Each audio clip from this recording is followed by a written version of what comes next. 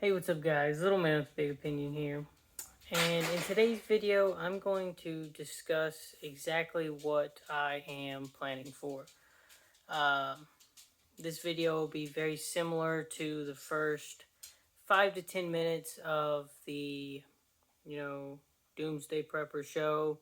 They explain what they're preparing for, and then they showcase what they're doing to try to mitigate what will happen if their scenario actually plays out. The big issue that I have with a lot of what that show, had going for it is a lot of those people were preparing for, an extremely specific scenario. And as a prepper, I think most of what you do will prepare you for most situations at the most basic level. Um, but the biggest thing that worries me, that's got me prepping, is resource scarcity going into the future. And before I get into that, if anything that I'm explaining to you in this video benefits you in any way, then please like and subscribe to the channel. And if you have a friend or family member that would benefit from the information that I'm talking about in today's video, then share the video with them and spread the word. So what I mean by resource scarcity is, here in the recent months, I've been doing videos on news articles that is information that I think most preppers should know about. And right now we've got a ton of inflation. Uh, there is a massive level of unemployment slash unwillingness to work here in the United States. And the way I explained it in my last video is, with the extended unemployment and the increase in pay, you're making about 16 an hour, sitting at home doing nothing. Now, I can't tell you the numbers on the number of people that are doing that, because their job sector, their jobs really haven't returned, or people have gotten sick, or maybe their school didn't reopen, and they're still taking care of friends, family, or children. But for whatever reason, the simple matter of the situation is they are extracting resources from a system that they are not providing resources to.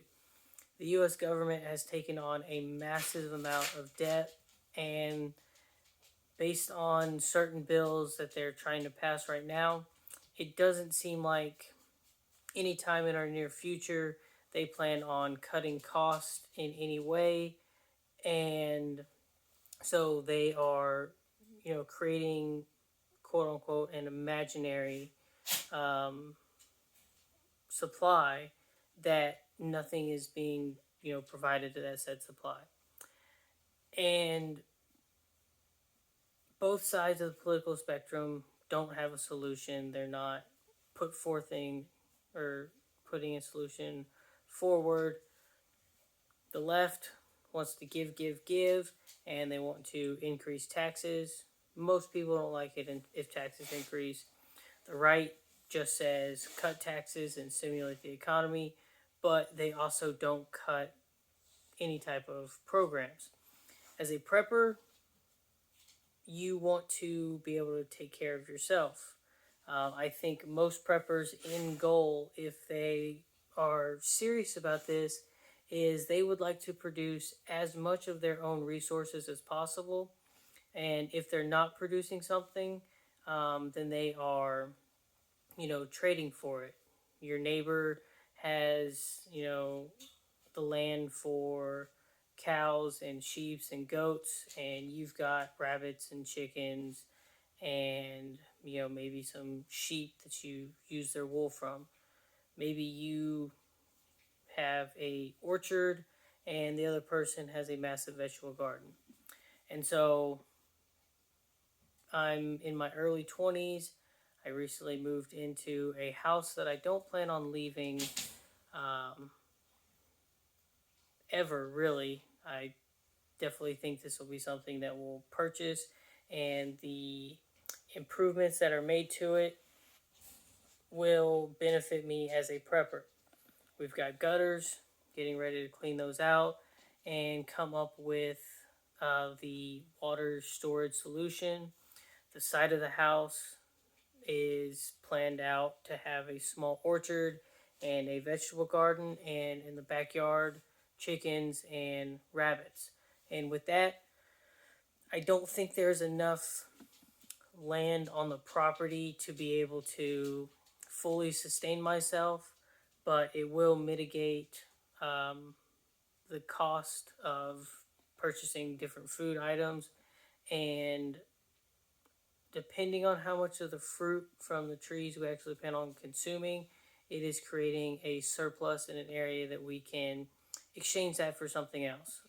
I haven't really looked at land in the area to increase my own production, but in recent times, seeing the wildfires destroying crops, floods destroying crops, the population continuing to increase, and millions of people coming to the United States, whether you want to say it's illegally or undocumented, trying to stay as apolitical as possible.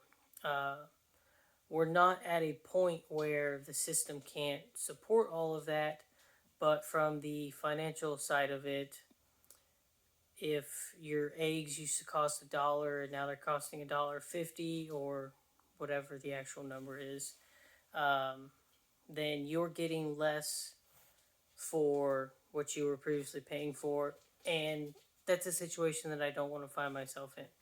I would rather know where my products are coming from.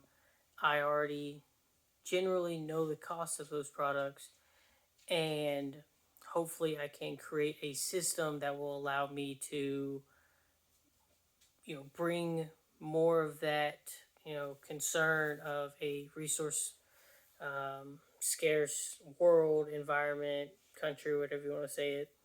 um, it'll definitely mitigate some of my concerns. If you don't have the opportunity to start producing what you're consuming, then I think now is the time to really take stock of the situation and determine for yourself if that is a level of prepping you want to get into. Because if you have the funds to be able to store all the food you and your kids would ever need, you've got the storage, you've got the money for it, and you're fine with living inside of your little bunker, and you think that's okay, that's okay. I probably won't ever have the funds or resources to make that happen.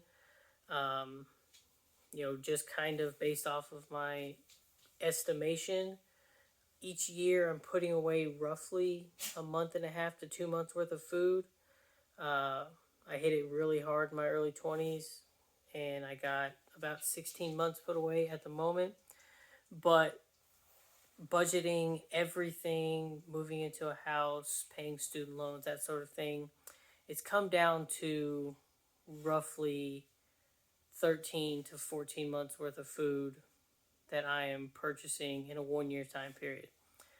And if inflation continues to go up and I want to put away the same poundage or package or whatever quantity, then that number will continue to shrink until it gets to a point where instead of being able to put a surplus of food away, now I'm having to budget even harder just to consume the resources I need for day-to-day life.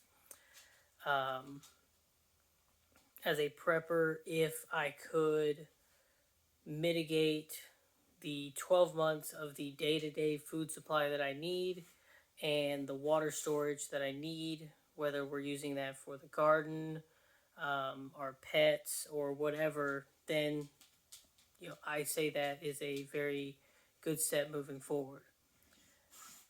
I briefly mentioned pets there. When you're doing all of this planning, also plan for, your entire family. We've got too many cats and 2 dogs. We've got the grandparents living next door. They are not the prepping type. They did their, you know, 20 years of work and they're in retirement. They're on a fixed income.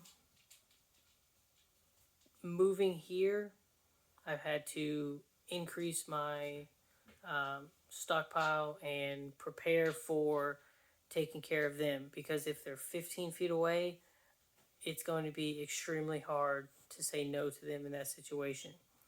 Uh, Most people, I believe, would be heartbroken if they didn't help those closest to them. And, my dog here, she relies on me. Now, she does give me emotional support and stuff like that, but she doesn't know that her food was running out or that the water stopped flowing. She would just suffer through that situation, and that's not something that I want to put, my animals through. So, if you're prepping for yourself, then you need to prep for them as well, because they're your responsibility. I know it's time for bed. But with that, like I said, I'm prepping for a resource scarce environment. And if you have anything else that you would like to add to this conversation, then please do so in the comment section down below. And lastly, I'll say it again, if you have a friend or family member that benefit from the information that I've given in this video, then share the video with them, and I'll catch you in the next one. Say bye, Esmeralda.